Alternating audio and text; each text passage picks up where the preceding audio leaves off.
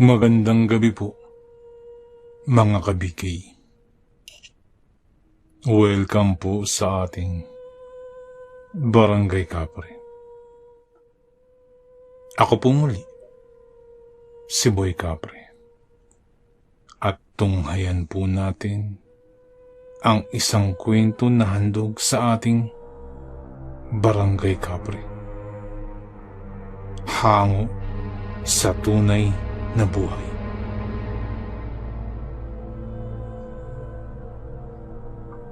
Tawagin niyo na lamang po ako sa pangalang Dodong. Tubong Mindanao. At ang kwentong ito ay naganap taong 1975. Noong panahon na yun, ako'y isang musmus na bata pa lamang. Nasa edad 11. Kami ay nakatira sa isang malaking bahay sa gilid ng bundok sa lalawigan ng bukid nun.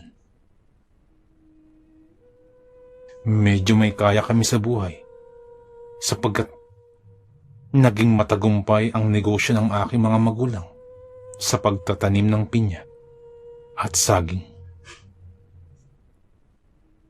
Kami ay 5 magkakapatid. Ako ang pangatlo. Ang aking mga kapatid ay sina Kuya Junior. Siya ang pinakamatanda na nung panahon na yun ay nasa high school na. Si Ate Rose na 2 taon naman ang tanda sa akin. At ang mga nakababata kong kapatid na sina Lisa at Baby. Tahimik at mapayapa ang aming buhay sa probinsya. Tuwing umaga, gumigising kami ng maaga upang tumulong sa mga gawaing bahay bago pumasok sa paaralan. Ang aming ina ay abala sa pamamahala ng bahay at pag-aalaga rin sa aming bunso. Habang si Itay naman ay nasa bukid. Nangangasiwa at nagbabantay doon sa mga gumagawa. Malawak ang aming bakuran. Puno ng mga puno na hitik sa bunga, kagaya ng mangga at santol. Sa likod ng bahay naman ay may maliit na sapa kung saan madalas kami maglaro, lalo na tuwing hapon, pagkatapos ng aming mga gawain sa paaralan. Masaya kaming lumalaki sa simpleng buhay sa probinsya. Malayo sa ingay at sa gulo ng syudad. Ngunit sa kabila ng kapayapaan ng aming buhay, may mga kwento at bulong-bulungan sa aming lugar na nung mga panahon yun ay hindi ko maunawaan. Madalas kong marinig ang mga matatanda na nag-uusap tungkol sa mga nilalang na hindi pangkaraniwan. Mga engkanto, kapre, at ang pinaka nakakatakot, aswang. Bilang bata, hindi ko masyadong pinansin ang mga kwentong ito. Para sa akin, mga katang-isip lamang ang mga ito ng mga matatanda upang takutin ang mga pasaway na bata. Ngunit hindi ko alam na sa mga susunod na araw, magiging totoo ang aking pinakamalaking takot. At mababago ang aking pananaw sa mundo ng mga hindi nakikita. Isang araw, napansin ko na medyo nag-aalala ang aking mga magulang. May mga pabulong silang pag-uusap na hindi ko naman naunawaan. Minsan, nahuhuli ko silang nakatingin sa akin at sa aking mga kapatid na para bang Meron silang kinatatakutan. Hindi ko alam kung anong dahilan. Ngunit ramdam ko na may kaba.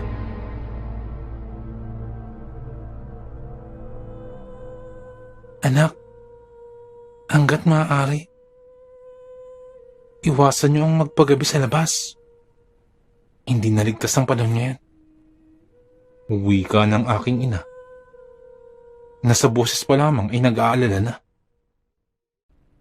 Bahagya lamang akong tumango. Tanda ng pagsang-ayon. Hindi na lang ako nagtanong sa kung bakit dahil bilang isang bata ay wala naman talaga akong pakialam ng mga panong yun. Lalo na tungkol sa mga bagay-bagay sa kapaligiran. Nung sumunod na linggo, ipinakilala sa amin ng aming ina ang bagong kasambahay namin. Isang yaya na tutulong sa pag-aalaga sa aming bunso at ganoon din sa mga gawaing bahay. Nang umagang iyon, ay dumating si Yaya Melba. Isang babaeng may katamtamang edad. Malapad ang ngiti. Maaliwalas ang mukha. Pagkadating niya, ay ipinakita niya agad ang kanyang kasabikan upang magtrabaho sa amin. Niyakap niya kaming lahat. Lalo na ang aming bunso na si Baby. Subalit, parang may kakaiba siyang ngiti.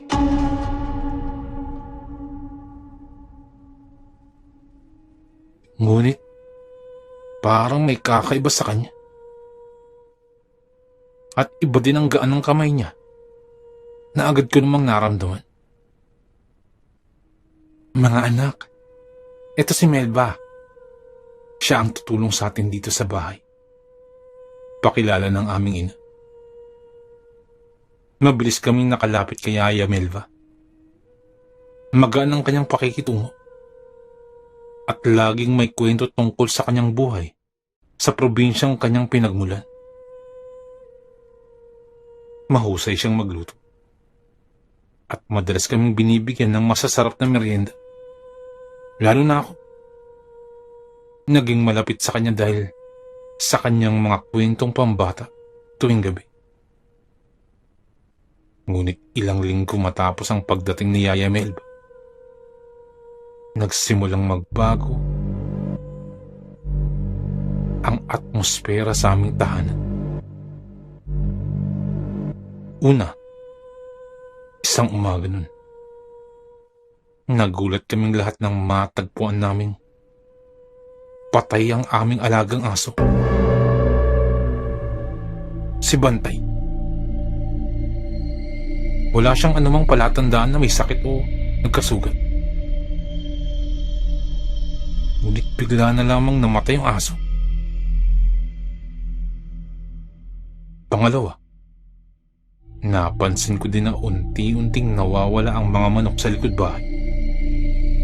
Araw-araw, isa o dalawang manok ang nawawala. Hanggang sa wala nang matira sa aming kulungan. Pangatlo, may mga kakaibang ingay na naririnig tuwing hating gabi. Minsan ay parang kaluskos ng mga dahon. Minsan naman ay parang mga yapak na palapit sa aming bahay. Natatakot akong bumangon. Kaya hindi ko matingnan kung ano yun. Pang-apat, napansin ko na parang pumapayat at nanghihina ang bunso naming kapatid, si Baby. Nawalan siya ng gana sa pagkain at laging umiiyak tuwing gabi. Kahit anong pag-aalaga ang gawin ni Yaya Melba, hindi gumagaling ang kalagayan ni Baby. Isang gabi, nagising ako sa isang malakas na sigaw. Mula ito sa kwarto ng aking mga magulang. Dali-dali akong tumakbo upang tingnan kung ano ang nangyari. Nakita ko ang aking ina na nanginginig sa takot, nakaturo sa bintana. May nakita ako! Sigaw ni nanay. May nakita akong malaking ibon. Nakatingin dito sa ating bintana. Ngunit nang tingnan namin, wala naman kaming makita.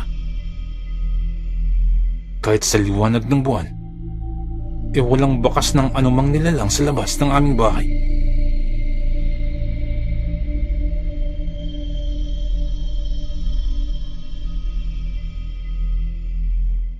Kinabukasan, lahat kami ay nasa hapagkainan. Maliban kay Yaya Melba, na natutulog pa raw dahil napuyat sa pag-aalaga kay baby. Napansin ko din na parang meron silang gustong itanong sa akin. Bakas ang pag-aalala sa kanilang mga muka at parang may mga malalalim na iniisip. Hanggang sa nagsalita na ang aking ama. Anak, may naririnig ka ba o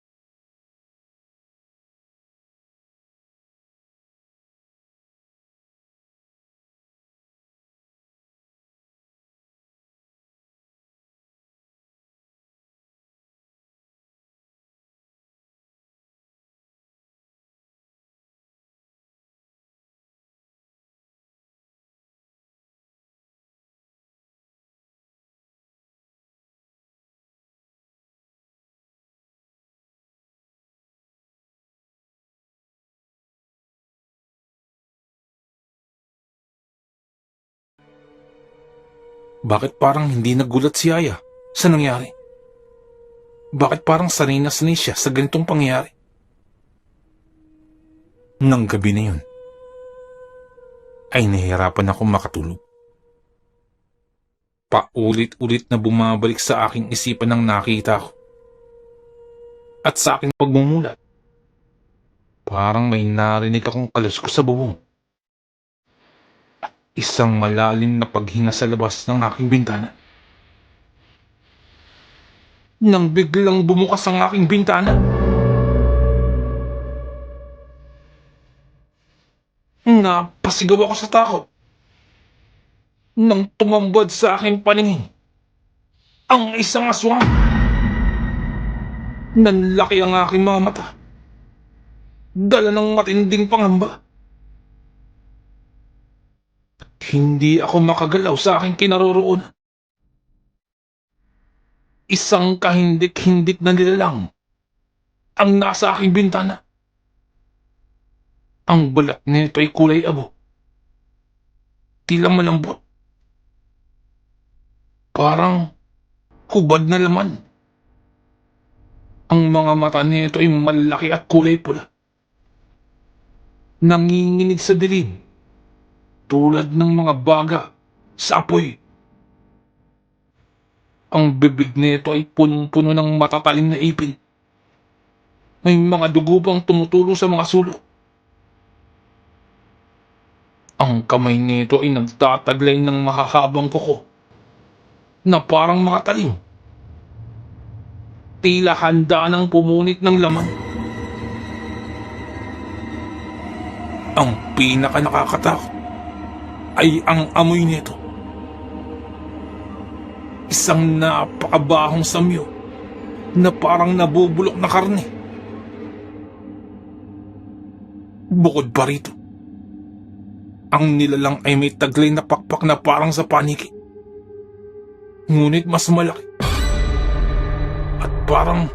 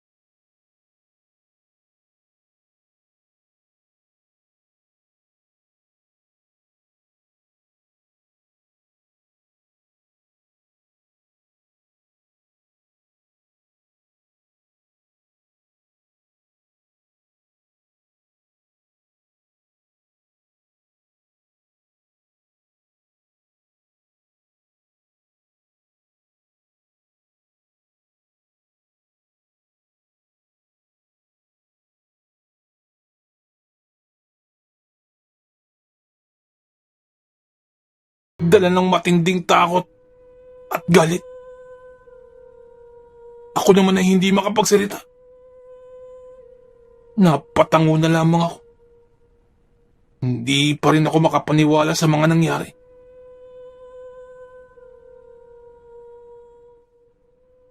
Kinaumagahan, nagulat kaming lahat nang makita si Yaya Milba.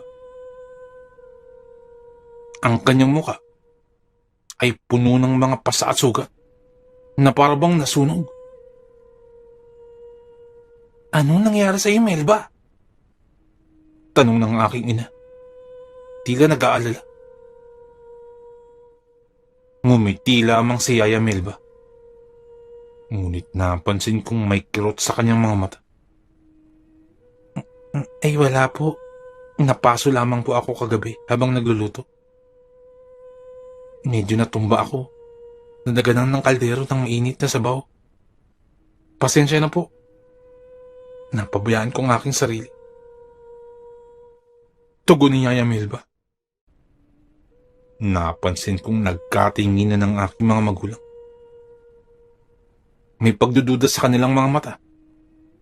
Ngunit wala silang sinabi. Isang gabi. 12:00 na ng hating gabi na. Nang bigla akong nagising, dala ng matinding uhaw. Ngunit bago pa ako makabangon, ay narinig akong kalabog mula sa aming kusina. Dahan-dahan naman akong lumabas ng silid upang tingnan ng ingay. Habang palapit ako sa kusina,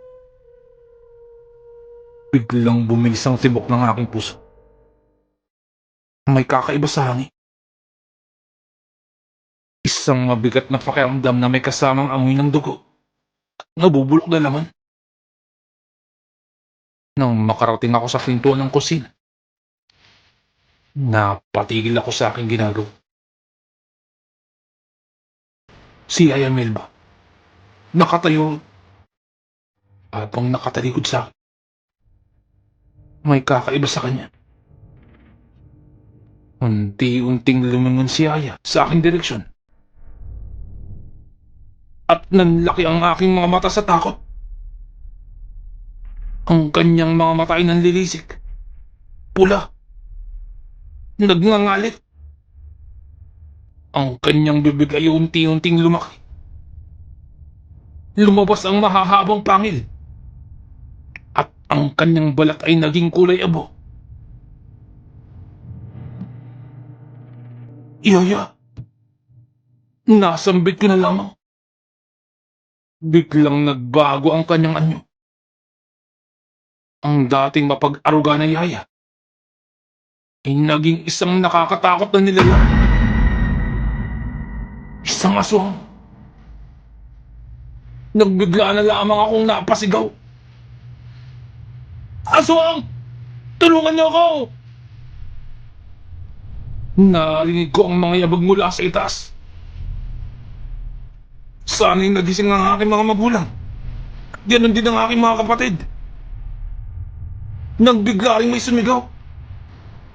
Sigaw ng aking ina. Nang makita nilang aswang sa kusina, napatas sila sa takot. Ang aking ama ay mabilis na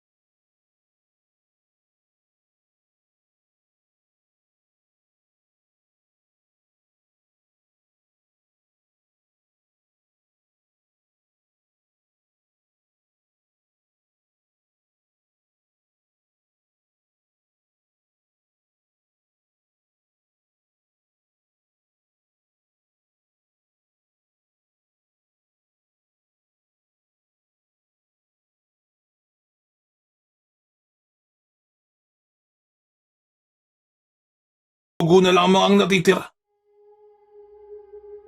Napaupo ang aking ina sa